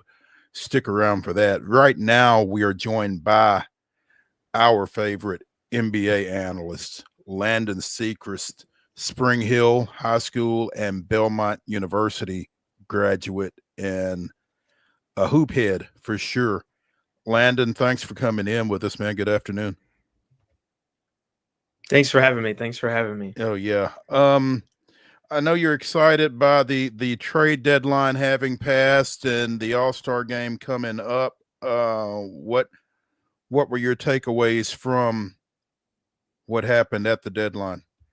I think the biggest thing is that there was so much buzz around who was being moved and who moved where and what teams didn't make any moves in this trade deadline, so much that it kind of overshadowed the Super Bowl. Obviously, both things have passed, being the deadline and the Super Bowl, but the week leading up until the big game, it seemed like the NBA was dominating news. I mean, you got Luka Doncic in LA, you got Jimmy Butler moving, KD had trade rumors. It was really a fun time for me because I like to look at all the news, but man, did the NBA world get shaken up, even with the smallest of moves. I mean, there were some things that were really shaken up headed into the trade line. And I think we'll see some more as the season progresses, with the buyout market. That should be something to monitor too. Wade? Yeah, Landon, I mean, I guess we should start with the Luka trade. And I'm curious your feedback because the Lakers obviously made another move that we could discuss. But what were your immediate takeaways? And yeah, where were you at about 11:55 on the Saturday night? Were you awake at that time? Actually, no, I was not. I have a group chat with some of my closest friends where we just talk about everything sports, and they usually know my wind down time is well before the time that the trade broke. So I was actually asleep, and I just got several consecutive buzzes on my phone, and I was like, it seems there's some type of emergency because my phone doesn't ring this often. And I wake up and check my phone, and Luka Doncic is a Laker, and I'm just shell shocked. I mean, I did not know what to think. It's just amazing. I was literally speechless at the time. I've had obviously some more time to reflect, and he's played, so I've got to see him play on the Lakers. But wow, literally, that was my first reaction. Wow. I mean, it was a seismic shift, like you said, that really overshadowed 2 or 3 days, maybe even 4 days of Super Bowl coverage. That's kind of the deal we're talking, and the markets and the players we're talking. What do we make of that move in the immediate future for LA? And what do we make of that move in the long-term future of LA? I think for LA, obviously, there's conspiracies going around, but, basketball aside and seriousness fully, I think that this is a good move for LA. And when you look at the basketball part of it, Luka Doncic is one of the younger superstars in the league. Obviously, we know everything that he's done up until this point in his career. So from a basketball standpoint, we don't know how it's going to work in the long term. But LA, you talk about a match made in heaven. You want global impact. You've got arguably the biggest global superstar in the NBA. So I think it'll manifest however it should, when LeBron and the sun sets on him in LA. I think they have somebody to fall back on. And I think, Anthony Davis wasn't really going to be that person once LeBron left. And now they have that person that they can rely on once LeBron and his greatness is no longer. Is Nico Harrison going to survive this trade? Mo, I'm really not sure. This is something I've really never seen in terms of discourse and fan reaction for a GM. And I was listening to, my normal routine of podcasts and listening to these opinions on the trade. And one of the biggest points that was made was we see a lot of these new GMs that aren't really focused on the basketball. They're focused on the publicity and the betting now. That's a big part of sports. They're not really, focused on this guy has an impact. And, we've had a superstar in Dallas, Dirk Nowitzki, who gave everything to the city. A new owner and these people that are in new leadership, not just limited to the Mavericks, but they're not necessarily always focused on what makes the most sense. They're focused on maybe making a headline or maybe getting the most money and getting their name talked about. So I think, Nico Harrison's going to have a tough time for a long time. His name talked about. Yeah. Didn't go over well at American Airlines Arena in the aftermath. Did not go over well at an SMU game last night. I mean, the entire Metroplex is, excuse me, up in arms over this move, and I guess AD not being available for the next little bit doesn't help the situation any either. Yeah, I agree. I even have an international friend that I had met while I was on one of my study abroad trips, and I texted him about the trade, and I was like, he's from Serbia, and I was like, "What do you think of the Doncic trade?" And he was like, "Well, I think Mavs ownership is ridiculous, for lack of a better term." I'm not going to repeat what he said, but I mean, you've got people on the other side of the world that are pointing at Mavs leadership currently, and it's like confusing. It's really honestly confusing. I don't know if we'll ever get the full explanation of what really transpired with Luka going to the Lakers and AD being a Maverick, but wow. That was just one of the big moves. Obviously, Jimmy Butler on the move to Golden State. And what, real quickly, break that trade down for us, and then also what other moves, whether they were publicized much or not, caught your eye at the deadline there. I think the most interesting thing was the move to Jimmy Butler to Golden State, just because there was so much conversation about who was going to go where in that trade. Obviously, Butler coming from the Miami Heat, he had been in the media, been in the headlines for the past couple of months, not playing, but where was he going to get moved to? And he gets moved to Golden State, which is interesting because Draymond Green is a dominant personality over there, and Jimmy Butler is, I would probably say, he's a dominant personality too. So once those two actually play together, get in the locker room, get active, maybe lose a couple games and experience some tough times, I don't know how that's going to work in Golden State. But I think the bigger thing with that trade was who didn't get moved. Obviously, Kevin Durant wasn't involved in a multi-team deal. Obviously, Bradley Beal can't get moved because there was no trade clause. And Wiggins is going to the Miami Heat, which I think will be great. It sounds like you've been listening to Wade with regards to that Jimmy Butler, Draymond Green dynamic with Golden State, because Wade is taking bets on when those two square off or when they team up against somebody else. So yeah, I think it's gonna happen. You see what both of them have done in the league, on and off the court, in practices and away from the basketball court. I mean, it's not necessarily the most ideal thing, but some good things can come from it. At the end of the day, we're talking about a 500 team who has won 2 in a row, but interesting matchup tonight. It'll be on ESPN. They play the Mavericks in Dallas. So that'll be interesting to say the least. But yeah, that's what I'm worried about. We're talking about a team that on its surface is a 500 caliber team. They're barely in the play-in game at the moment. So they're erring on the side of more bad situations than they are good. And it just feels like a ticking time bomb in that locker room. Yeah, I think it is. And poor Stephen Curry. I mean, the Warriors, since KD has left, really haven't been able to get another co-star that's of the magnitude that everybody would think when you see the current state of superstars pairings in the NBA. He's had players beside him, but not really getting a Luka Doncic caliber player beside him. But now he gets Jimmy Butler, so we'll see what that happens. Landon Secrest joining us here on Main Street Sports today, presented by the Tennessee Orthopedic Alliance of Columbia, talking a little NBA. Landon, how fired up are you for All-Star Weekend? It really always gets me going when it's time for All-Star Weekend. I love it, despite the fact that people are saying that, the dunk contest is watered down, three-point contest, yada, yada, yada. I really enjoy just watching the players come together. That's always something I've enjoyed. The product of the actual All-Star game has diminished a little, but I'm excited for the new format. We'll see how that goes. If we have to continue changing it, I think we're seriously in trouble as far as the league. But I'm excited to see the new format. It seems like there was a draft, but I don't think there was much of a plot. I think there was definite picks that were already in stone. I don't think there was anything that was surprising for how the teams laid out, but I'm excited to see them play on the court. So you're excited about it? Yeah, I am very excited about it. Okay. Big weekend, if nothing else. I love watching. I usually don't get to catch it live, but I do love catching up with the celebrity game, which kind of eases you into the weekend. The Rising Stars has really kind of always been my favorite event, even going back to the old USA versus the World days.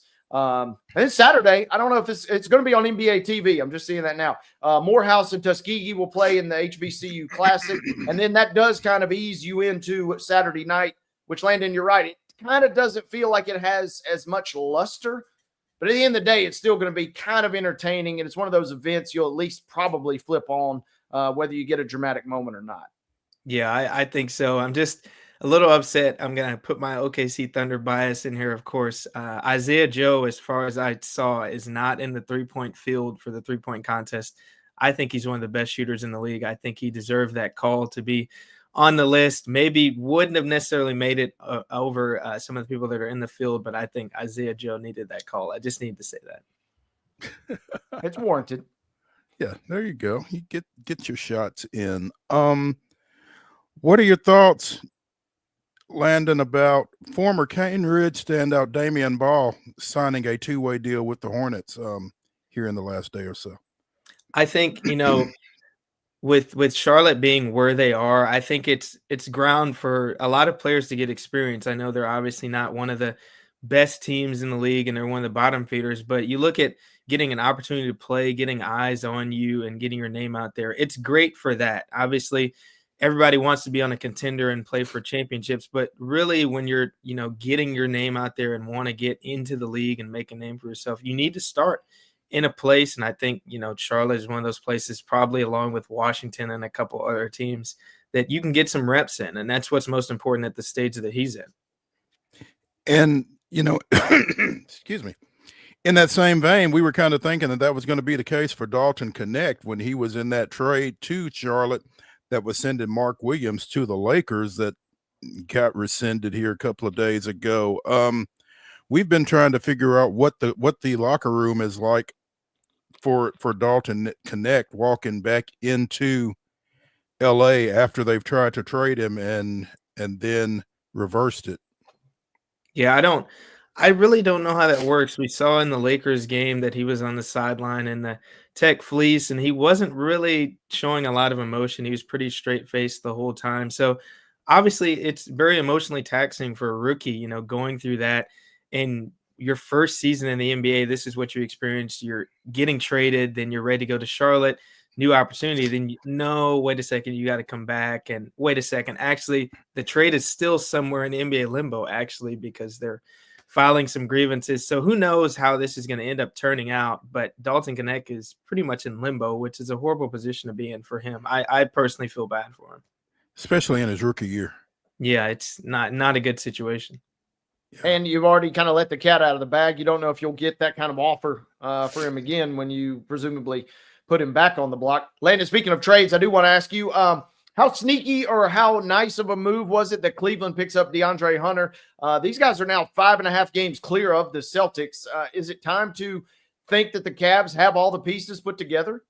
I think DeAndre Hunter was having a really good season in Atlanta. I've really been high on him since he came out of Virginia. He's one of those people on the wing that has that length and can shoot the three ball and really can defend. And I think he can fit straight into Cleveland and what they're already doing. They're already one of the best teams in the league. Obviously, they've shown that this season. And when you add someone of his caliber, I think it's going to make them a lot better, and it prepares them for what they'll see in the Eastern Conference. You got to get somebody that guards Tatum, maybe can switch off on the Giannis, maybe can switch and guard a Jalen Brunson, those types of people. So I think that's a good move for Cleveland.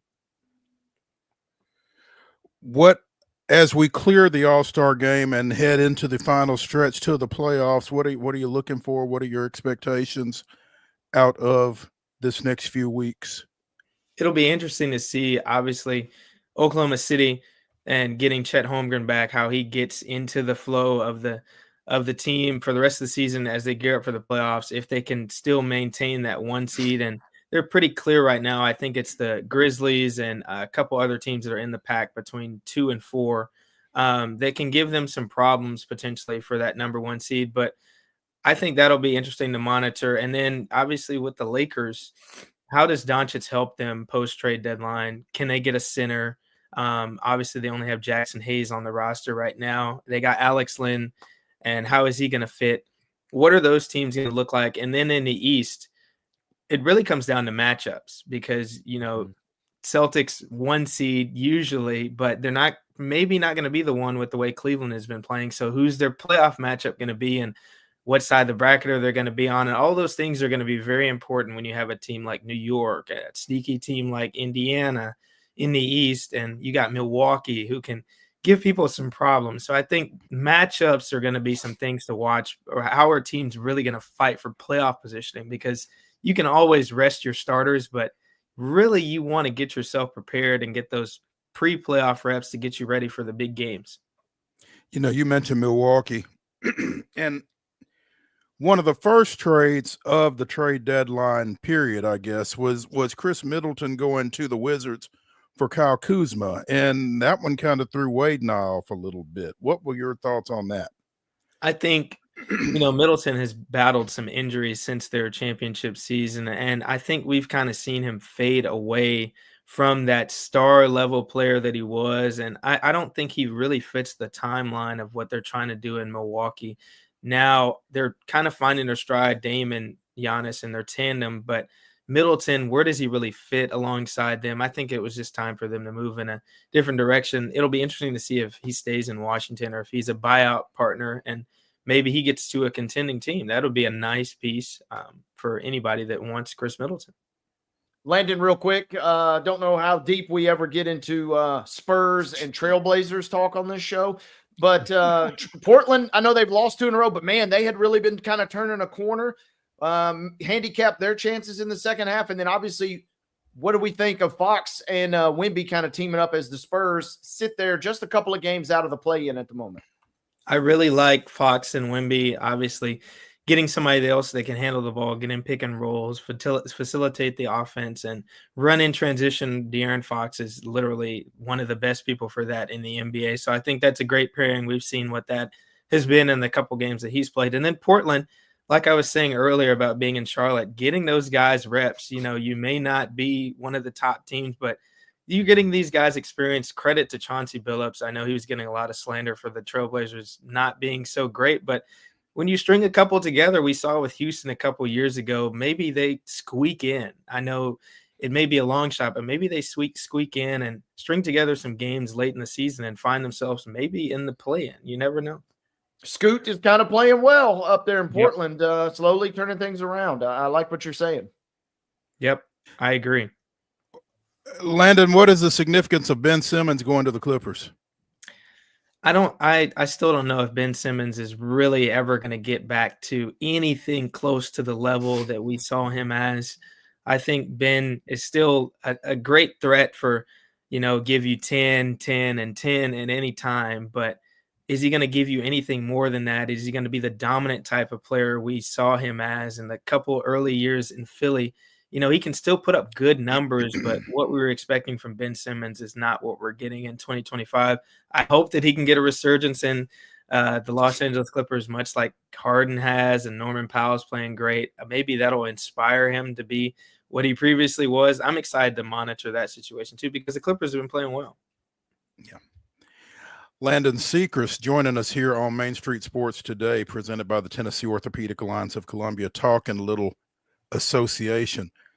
Landon, always appreciate it. How's everything else going, man? What are you up to now that you are out of school and kind of in that limbo before the job search really kicks up for you? Yes, sir. I'm still weighing my options, looking for the right fit and all of that regarding that. But, just getting time to reflect, be with my family, that's always great. But realizing that this is a transitional period, I still get time to get reps in for myself like this, talk about what I love and, just being happy, finding happiness, what makes me happy, enjoying basketball. Obviously, that's my number one sport, but just enjoying everything right now, just relaxing, being cool, being chill. Entertaining offers from franchises. Yes. I like that. During this period 100%. during this period right after the deadline, that's a good place to be. Yes, sir. This guy's available. He knows his stuff. Landon SECREST joining us again here on Main Street Sports today. Landon, as always, we appreciate it and look forward to catching back up with you here soon. Thank you, Mo. Thank you, Wade. Thank you, Landon. When we continue here on Wild and Wacky Wednesday on Main Street Sports today, presented by TOA of Columbia, it is Wild and Wacky Wednesday. Wade and I will bring you the weirdest, wildest, wackiest, and most wondrous news from across the globe. Stick around. You'll be glad you did.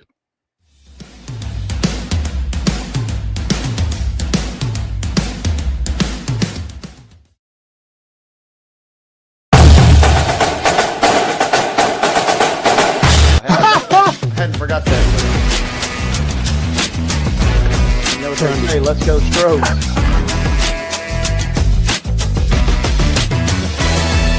People are amazed at the variety and quality of guests we bring into Main Street Sports today. But when you've been in this business for nearly 40 years and you never throw away a phone number, it's pretty easy. Right, Wade? Absolutely. And Wynn agrees with me.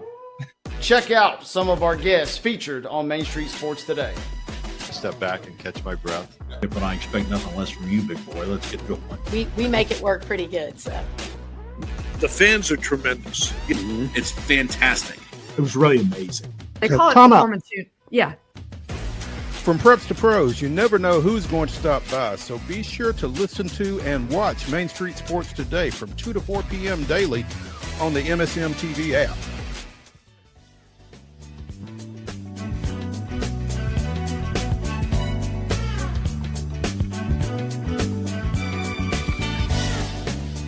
It is the final segment of Wild and Wacky Wednesday here on Main Street Sports today, presented by the Tennessee Orthopedic Alliance of Columbia. That's Wade Neely. I'm Maurice Patton, and it is time for Wild and Wacky Wednesday, the weirdest, wildest, and wackiest news from across the globe. Let's start in Pennsylvania, where authorities have yet to crack the case of egg theft. 100,000 eggs were stolen from the back of a trailer in Pennsylvania. 100,000 eggs valued at $40,000. The eggs disappeared and nobody has any idea where they went. We're relying on leads from people in the community.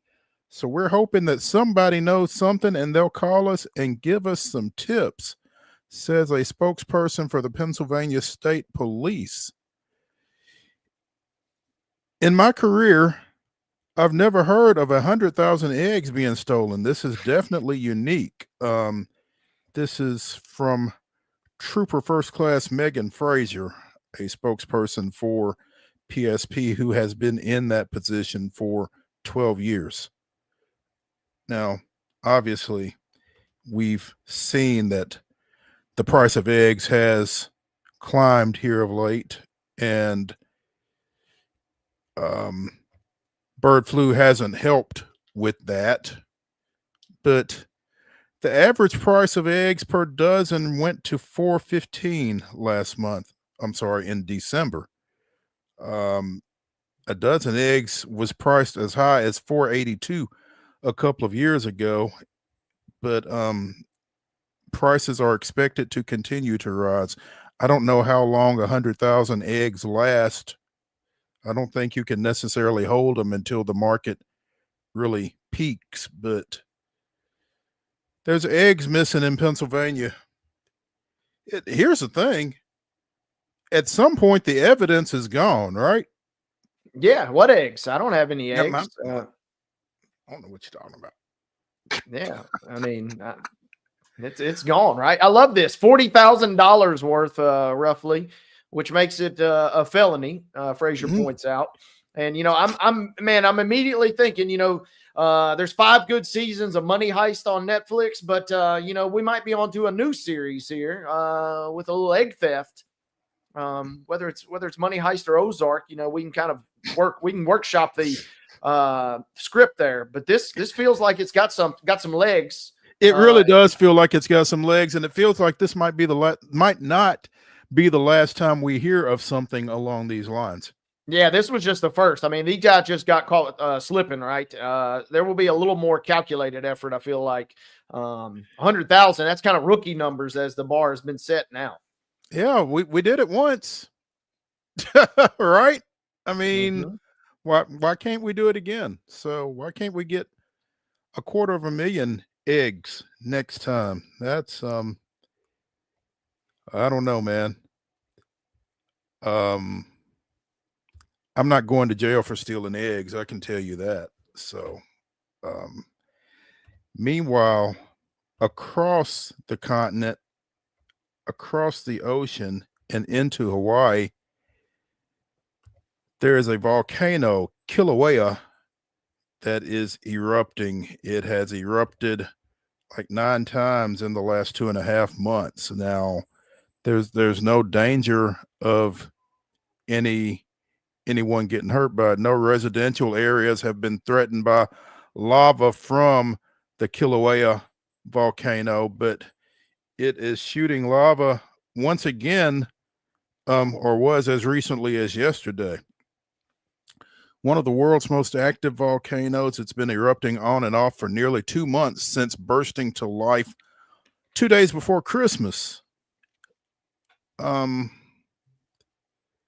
Yesterday, it shot lava about 330 feet high, which is basically the distance from home plate to either a left or a right field corner at your average major league ballpark. So take that, extend it upward. This thing was shooting lava that high. You know, I'm thinking cameras and smartphones, you know, you can shoot in 4K now. People better be careful. And I'm reading this story back from the initial in January. You can see it from public overlooks, but don't be one of those people. You know, you ain't going to get that much better footage than anybody else, no matter how fancy your phone is. So don't be that guy or that gal trying to get close to a little lava. No way, I'm out. Yeah, that closer is better thing. Yeah, miss me with that. Again, yesterday it was the 9th episode. Earlier episodes have gone from 13 hours to 8 days. So Kilauea is active. Beware. It would be cool to see from a distance, like you said, but I don't know how close I would want to get. I'm not risking it. One of my good buddies, Kevin Hood, he's taking his family out there in a couple months, so maybe he'll get a peek. But I beg and plead you, Kevin, don't get that close because what'd you say, 330 feet? I mean, 330 feet. Whew, no, thank you. I'm out on that. Yeah, I'm skipping that. Something, Wade, that I am really a little surprised we don't hear about any more often. A defendant in a homicide case in New Mexico was attacked by 3 members of the victim's family in a courtroom. Felony charges were filed against a couple of guys, battery and assault on a public official. I guess that was the law enforcement officer that tried to protect said defendant. And a woman was also arrested on the same charges after hitting the defendant and an officer with a chair. And I can tell you that I don't know that I could be in the courtroom with the person who was accused of hurting someone close to me and not react in a similar manner. So like I said, I'm a little surprised that we don't hear any more about these type of incidents than we do. No doubt. And, you know, I immediately thought about this. Happened not last year, but 2 years ago in Nashville. And it not only happened in the courtroom, it spilled out into the hallway. And I'm like you, that is emotions are high for everybody involved. I'm very kind of surprised that this doesn't happen. I know that the legal system, you know, they try and mitigate that at every opportunity. But, man, yeah, it does not seem – it seems a little shocking that it doesn't happen more often. And, man, like you said, I would not want to be in that situation. No. Last year in Nevada, a defendant jumped over a judge's bench and grabbed her and brawled with law enforcement officials in the courtrooms. Kind of, if you are a defendant, you're already in a bad spot. I don't know that you necessarily want to make things any worse like that. But again, victims seeing someone who's hurt somebody that they care about, I don't know. Maybe you need closed circuits so that they aren't in such close proximity, or maybe you just let them. I don't know. That's a tough one, but I guess cooler heads eventually prevailed, but again, three folks have been arrested for this one. Hey, and Jim Harbaugh is a huge fan, but you wonder, Judge Judy, how she pulled it off all these years. And I'm reading, she said about that judge incident you just mentioned, said she was shocked by it. And I'm like, man, she lays the law down. So I mean, I'm kind of surprised, she's 81 years old. Don't be hurting Judge Judy now. No, you don't want that smoke, because there's probably some folks that would get between you and Judge Judy if it came to that. So yeah, Harbaugh would tackle somebody if it came down to it. I'm almost positive of it. I don't know if Harbaugh would or not, though, because he's got that hip surgery. Either he's had it or he's got it coming up. So that might not be the move for Jim. That's a good point. He could maybe poke out a crutch or a cane and trip somebody. He had her out as the honorary coin toss captain earlier this year. So, I mean, his love runs deep. I feel like he would go to any lengths. But, yeah, physically he may not be able to at this moment. But it does make you wonder how she's skated by all these years. In Australia, I would have Mark play Burning Down the House for this one. A man described feeling the shudders as more than 100 venomous red-bellied black snakes were removed from a pile of mulch in the backyard of his home in Sydney, Australia. 102 pregnant and newborn venomous snakes in your yard. Now, y'all can have that house. Yeah, that house has got to go up in flames. I mean, yeah. On one hand, yeah, I mean, they're little babies, but I mean, come on now. I mean, whoa. I mean, the question that I have to deal with in that situation is, if we captured 102, how many did we not catch? No, that house has got to go, or I've got to go from that house. Yes, yeah. Somebody's got to go, either the house or me, right? I mean, I can't stay there. That's not happening. David Stein called Reptile Relocation Sydney last week after watching around 6 snakes slither into the mulch. Snake catcher Dylan Cooper arrived that afternoon. Stein helped rake away mulch. No. As Cooper bagged 102 pregnant and newborn snakes. No, that's just not happening. Dude, the snakes are in there. You get them. I'm leaving. A Reptile Relocation Sydney owner, Corey Currawaro, said 2 of the captured adults gave birth to a total of 29 snakes in the bag. In the bag, while Cooper was still sifting through the mulch, catching more. Yeah, Cooper sifting through the mulch, not Stein, because I'm done with this. Again, 5 adults, 97 offspring were eventually caught. Experts don't know why so many snakes gave birth in such a short time frame at Stein's 3.5-acre property. I don't care. Corey said the largest haul he'd heard of in a similar snake removal job was 30 non-venomous carpet pythons. Pythons hatch from eggs while red-belly blacks give birth. You can get a decent number like that when the babies are hatching, but to have this many venomous snakes, no one's come across it. Dude, this is crazy. I'm seriously rethinking whether or not I want the Titans to go to Australia now. All of a sudden, I have my doubts. The Titans can go to Australia. I'm not going to Australia. I might have to sit that one out. Yeah. The snakes are a protected species. How is that? They're venomous. They're venomous and protected. That's like they can do something to you, but you can't do anything to them? No. Yeah, how does that work?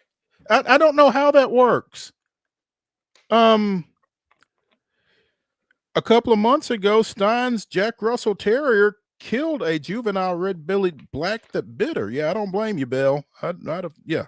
She spent 4 days in an animal hospital and recovered after multiple doses of anti-venom. If that happened in December, this would not be happening in January or February because, again, I'm out. I am out. Within the next couple of days, this big pile of mulch will be gone. You're darn right it will be. Yeah, and we are done at that point. It will be a big pile of ash is what it will be. No, we're burning this down. I'm done with this. Goodness gracious, no. I I can't imagine. It's some crazy stuff going on in Australia, Wade. You really want to rethink that whole situation. There is a corpse plant. Are you familiar with corpse plants? I don't think so. A rare bloom with a pungent odor like decaying flesh has opened in the Australian capital of Melbourne in the nation's third such extraordinary flowering in as many months. The corpse flower bloomed for the first time in its 15 years at Canberra's Australian National Botanic Gardens on Saturday. It was closing on Monday.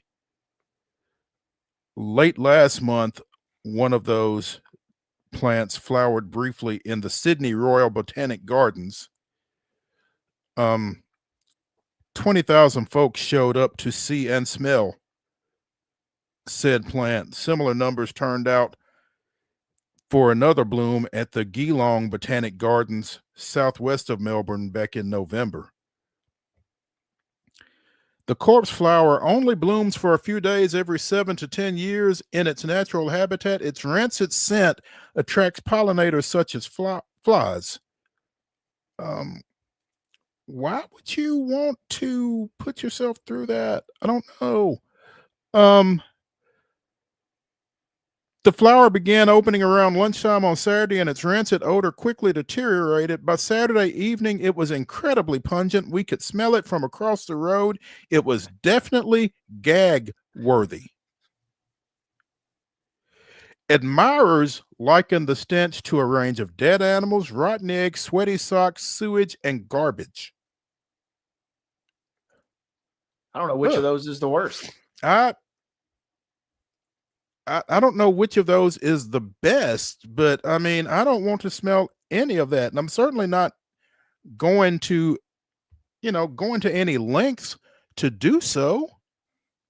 I give them props though. 15 years, I would have had to throw in the towel at that point if this thing hadn't bloomed. I got a couple cacti that haven't bloomed in like 6 months, and I'm getting ready to maybe one or two of them may have to bite the dust here. But 15 years, that is a long time to hold out for a rotten smell.